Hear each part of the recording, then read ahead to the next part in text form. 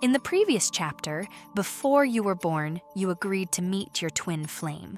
We explored the idea that certain encounters in life are not accidents, but carefully arranged meetings made beyond time, before the soul entered the body. Now, we move one step deeper. Meeting your twin flame was only the beginning. What followed, the intensity, the imbalance, the confusion between runner and chaser, was also part of an agreement you don't consciously remember making.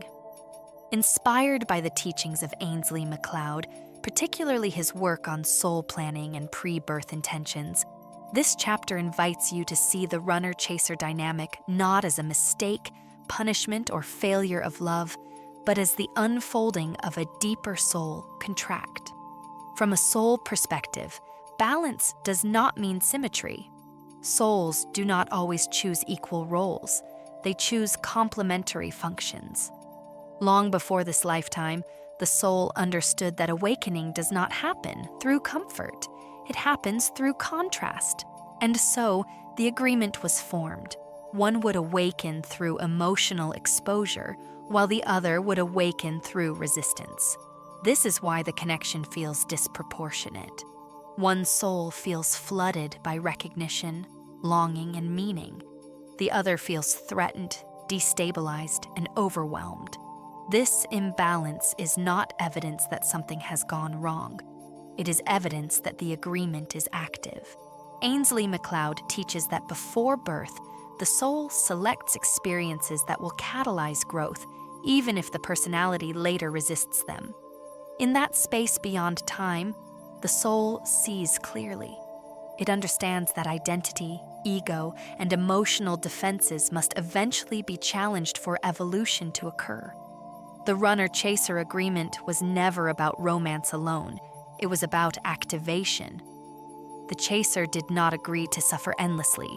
They agreed to awaken first, to feel deeply, to confront abandonment, unworthiness, and attachment not as flaws, but as portals to self-awareness.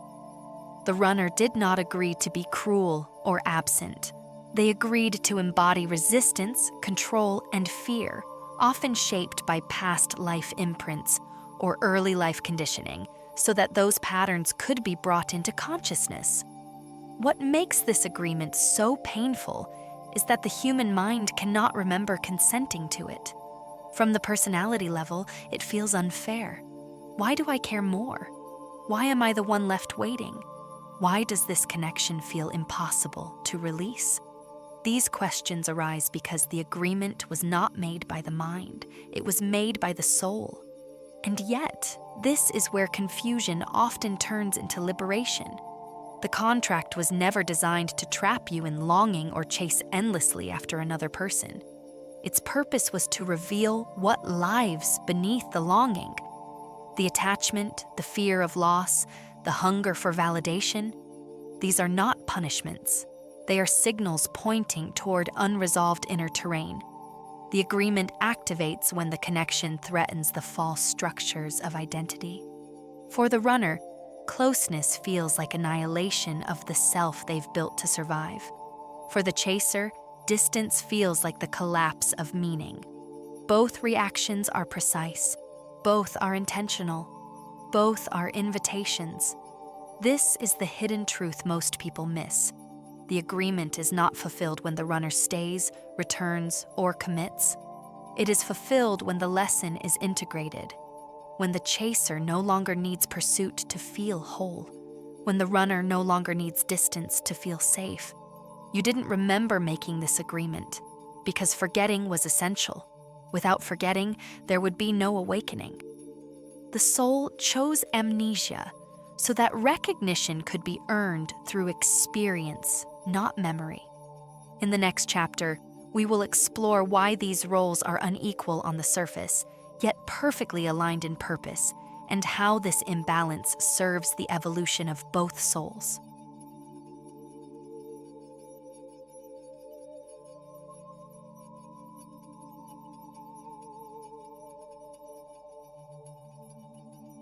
One of the most painful questions in the twin flame journey is also one of the most misunderstood. Why does it feel so unequal? Why does one soul seem to carry the emotional weight, the awareness, the longing, while the other appears distant, avoidant, or unchanged? From the human perspective, this imbalance feels like injustice. From the soul's perspective, it is intentional design. The runner-chaser dynamic was never meant to be symmetrical. Equality in soul contracts does not mean sameness of experience. It means alignment of purpose. The roles are unequal because the tasks are different, yet both serve the same evolutionary objective. In soul planning, as described in the teachings of Ainslie MacLeod, souls choose roles based on what will stretch them most. Growth does not come from what feels natural. It comes from what challenges deeply ingrained patterns. For one soul, the challenge is emotional exposure.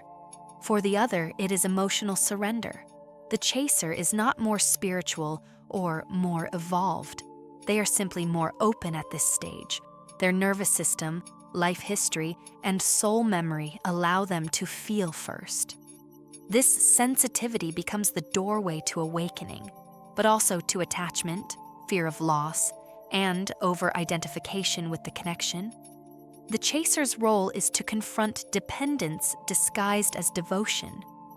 The runner, on the other hand, is not heartless or unaware.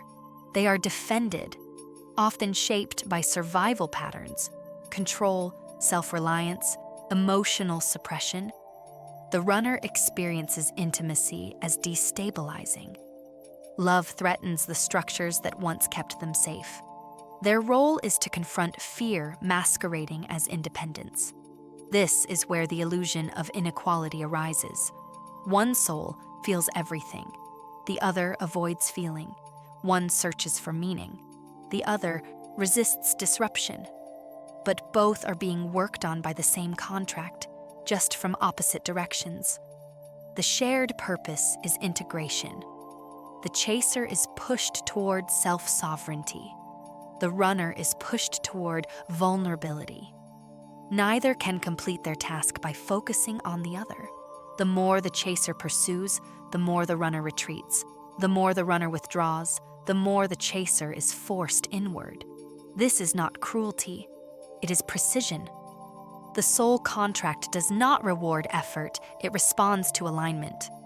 When the chaser begins to reclaim energy, establish boundaries, and find meaning beyond the connection, the contract shifts. When the runner faces the emptiness left by avoidance, the contract shifts. Sometimes this results in reunion. Sometimes it results in release. Both outcomes fulfill the agreement. Understanding this dissolves blame. The runner is not failing you. The chaser is not weak. Each is acting from a role designed to expose unconscious patterns. The pain comes not from the role itself, but from resisting what the role is asking to be healed. The purpose was never to create imbalance forever. It was to use imbalance as a catalyst. Once the lesson is integrated, the roles lose their power. What remains is not runner or chaser, but two individuals standing in their own center. In the next chapter, we will explore the chaser's specific contract, why awakening through attachment feels unbearable, and how it becomes the doorway to freedom.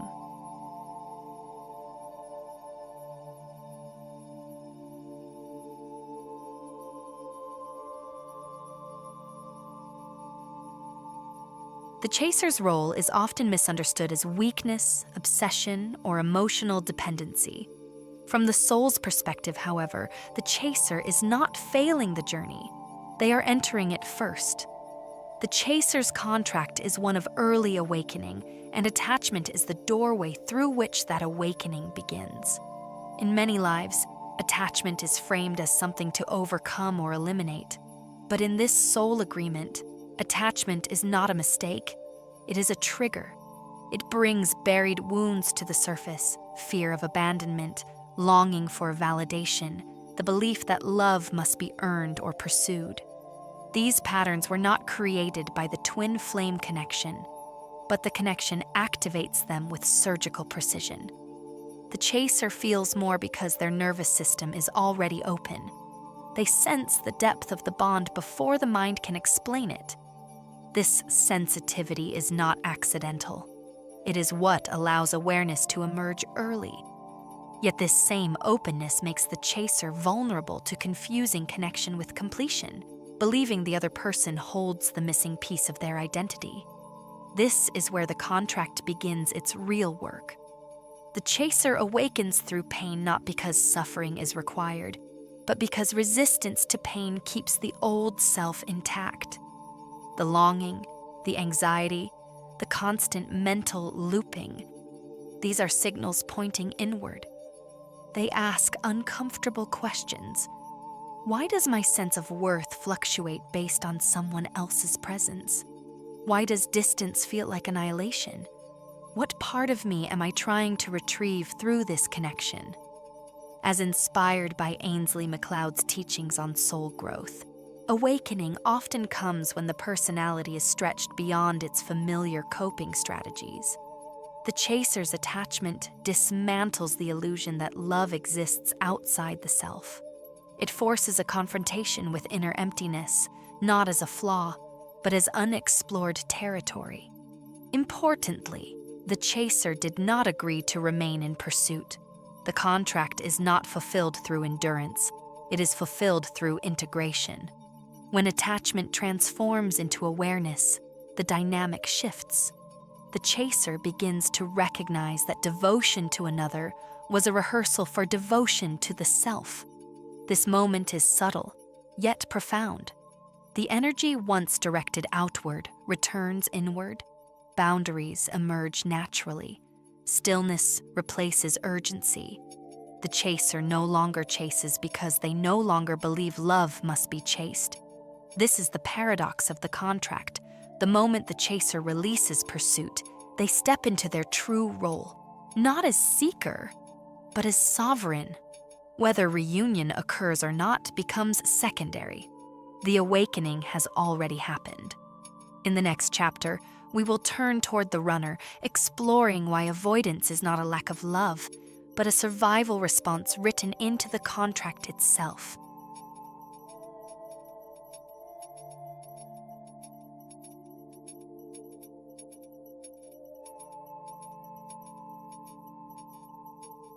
The runner is often cast as the antagonist of the twin flame story, the one who withdraws, avoids, or disappears just as the connection deepens. Yet from the perspective of the soul contract, the runner is not rejecting love.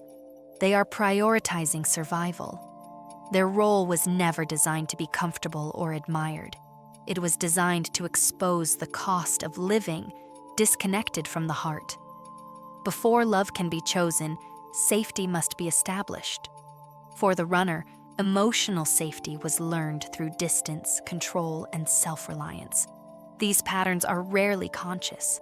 They are often shaped by early life conditioning, ancestral imprints, or even unresolved past life memories, layers the soul chose to revisit in this lifetime, as described in the teachings of Ainslie MacLeod. The runner's contract activates when intimacy threatens the structures that once kept them intact. Love does not feel nourishing, it feels invasive. Vulnerability feels like loss of control. Commitment feels like disappearance of self. When the connection reaches a depth that cannot be managed through familiar defenses, the runner retreats. This retreat is not manipulation, it is a nervous system response. Unlike the chaser, the runner awakens later, not because they are less evolved, but because their awakening must come through collapse, not pursuit. The soul understood this. It chose resistance as the pressure point that would eventually crack the armor. The runner's avoidance serves a purpose within the contract. By withdrawing, they force the chaser to turn inward, but they also create an internal reckoning of their own. Distance does not bring peace, it brings emptiness. Suppression does not restore balance, it amplifies restlessness. Over time, the very strategies that once ensured survival begin to fail. This is when the contract shifts from protection to confrontation. The runner begins to sense a quiet loss, not just of the connection, but of aliveness. The absence of depth becomes more painful than the fear of intimacy. This is often when grief, confusion, or existential questioning emerges. The soul starts knocking where the ego once stood guard. Importantly, the runner did not agree to remain closed forever. Their contract is fulfilled when survival patterns are no longer mistaken for identity. When control loosens, not because someone demanded it, but because maintaining it has become exhausting. Awakening for the runner is not dramatic. It is humbling. It often begins with the realization, what I've been running from is not the other person, it's myself. Whether the runner returns physically is not the measure of success. The true completion of the contract is internal, when love is no longer perceived as a threat, but as a choice. In the next chapter, we will explore how separation itself functions as a precision tool within the soul contract, not as punishment, but as an essential mechanism of transformation.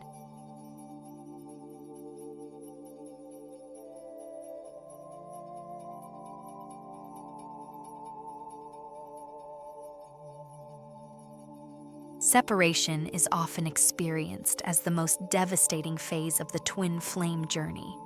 From the human perspective, it feels like loss, rejection, or failure. Yet within the soul contract, separation is not a mistake. It is a precision tool. It appears at the exact moment when closeness can no longer produce growth. Up until separation, the connection itself does most of the work. The intensity reveals wounds, triggers attachment, and destabilizes identity. But there comes a point when proximity begins to reinforce old patterns rather than dissolve them. The chaser keeps seeking externally. The runner keeps defending internally. At this stage, staying connected would delay evolution. Separation interrupts this loop. Inspired by the soul planning framework described by Ainslie MacLeod, separation functions as a course correction. It removes the external focus so the internal work can begin. What feels like abandonment on the surface is, at the soul level, a deliberate withdrawal of distraction. For the chaser, separation strips away the illusion that healing will arrive through reunion. The absence amplifies what was previously avoided: grief, fear, emptiness, and self-doubt. Yet these emotions are not punishments, they are teachers.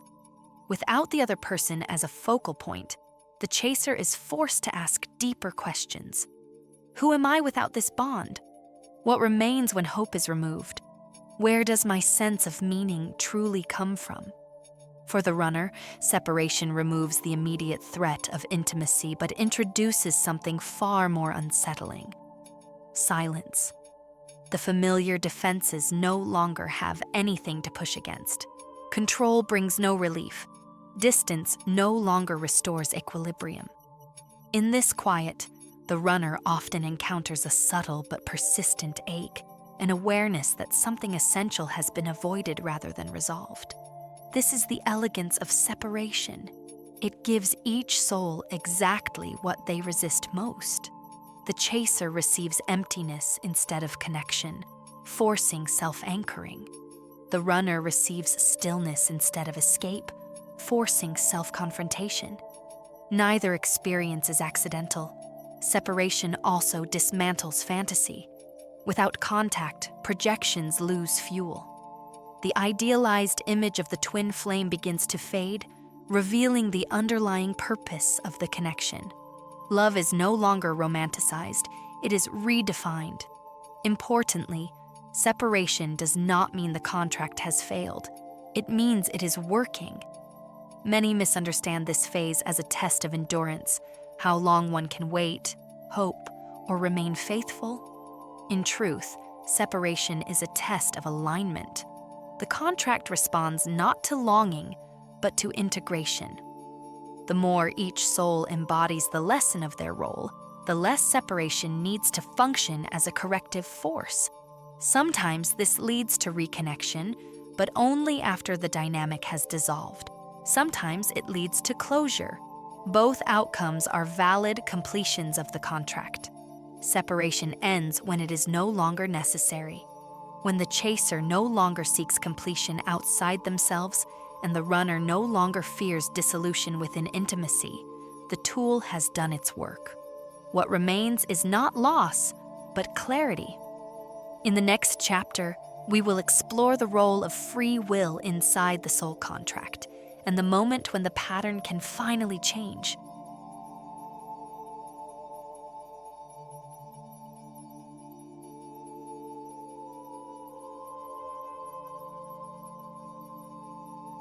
One of the most liberating truths within the twin flame journey is also one of the least discussed. A soul contract does not cancel free will. It invites it. While the meeting, the roles, and the triggers may have been planned before birth, how long the pattern lasts and how deeply it defines your life was never fixed. The contract activates the dynamic. Free will determines whether it becomes a prison or a passage. Many people believe they are bound to repeat the runner-chaser cycle until reunion occurs. This belief itself is part of the lesson. The soul contract was not designed to enforce endless loops. It was designed to awaken choice. As Ainslie MacLeod's work suggests, pre-birth planning sets the stage, but consciousness writes the script. The moment the pattern can change is subtle. It rarely arrives through dramatic declarations or external events. It begins internally when one soul, most often the chaser, recognizes that awareness has replaced urgency. The emotional charge softens. The compulsion to pursue, explain, or wait loses its grip. This is not indifference. It is integration. When free will engages, the chaser stops acting from fear of loss and starts acting from self-alignment. Boundaries form naturally. Attention returns to the body, the present, and the individual life path. The connection is no longer the center. It becomes a chapter. This shift has energetic consequences. The runner often senses the change without understanding it. The familiar dynamic, being pursued, resisted, or unconsciously centered, no longer functions. This can provoke confusion, curiosity, or even anxiety. For the first time, avoidance does not restore control because there is nothing left to avoid. At this point, the contract enters its most flexible phase. Free will does not guarantee reunion. It guarantees truth. Sometimes the truth is that both souls can now meet without distortion because the roles have dissolved. Other times, the truth is that the purpose has been fulfilled and the connection can be released without bitterness or longing. What matters is that the choice is no longer driven by unconscious wounds. This is the moment when the question shifts from, will they come back, to who am I becoming? The soul contract responds immediately to this shift because its goal was never outcome. It was evolution. Importantly, the runner also has access to free will, though it often activates later. When avoidance is recognized as fear rather than strength, a choice becomes possible. Vulnerability is no longer forced, it is chosen. Love is no longer a threat, it is an option. The pattern changes when both souls stop reenacting survival strategies and begin responding from presence. This may occur together or separately. The contract does not require synchronization, only sincerity. Free will is the hidden key within the agreement. It is what transforms destiny into liberation. In the final chapter, we will explore what this contract was truly teaching you all along, and why the meeting was never about holding on, but about becoming whole.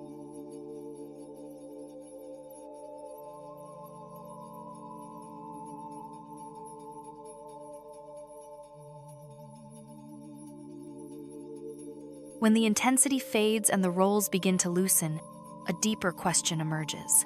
What was this really about? Beyond the labels of runner and chaser, beyond reunion or separation, the soul contract reveals its true intention, not to bind two people together, but to return each person to themselves. The greatest illusion of the twin flame journey is that the lesson lives in the other. In reality, the other person functions as a mirror, precisely angled to reflect what the soul is ready to see. The contract teaches through contrast, not comfort. Love is used as the catalyst because nothing dismantles the ego more efficiently than emotional attachment. For the chaser, the lesson is sovereignty. The contract exposes how easily love can become self-abandonment when worth is outsourced. It teaches that devotion without self-presence becomes suffering. Awakening occurs when the chaser realizes they were never meant to earn love through endurance, patience, or pain. They were meant to embody it. For the runner, the lesson is presence. The contract reveals the cost of living behind defenses, how survival strategies can quietly replace intimacy, depth, and joy. Awakening occurs when the runner understands that control is not safety, and distance is not freedom. True security arises from the willingness to be seen. What unites these lessons is integration. The contract was never about choosing each other over life. It was about choosing consciousness over compulsion. When the lessons are integrated, the dynamic dissolves naturally. The longing loses urgency. The fear loses authority. What remains is clarity. This is why outcomes vary. Some twin flames reunite not because the contract demanded it, but because they can now meet without roles. Others part ways peacefully, no longer pulled by unresolved wounds. Both paths represent success. The soul measures completion by alignment, not proximity. Inspired by the soul planning principles articulated by Ainslie MacLeod, this journey reflects a fundamental truth. The soul values growth more than comfort. It will orchestrate meetings that destabilize the personality if that is what awakening requires. You were never meant to hold on. You were meant to remember who you are when nothing external defines you. The contract teaches self-trust, emotional responsibility, and love without possession. It reveals that the deepest union is not between two people, but between awareness and the self. When this understanding settles, the journey no longer feels cruel or confusing. It feels precise. And with that realization, the contract is complete, not because someone stayed, but because you did.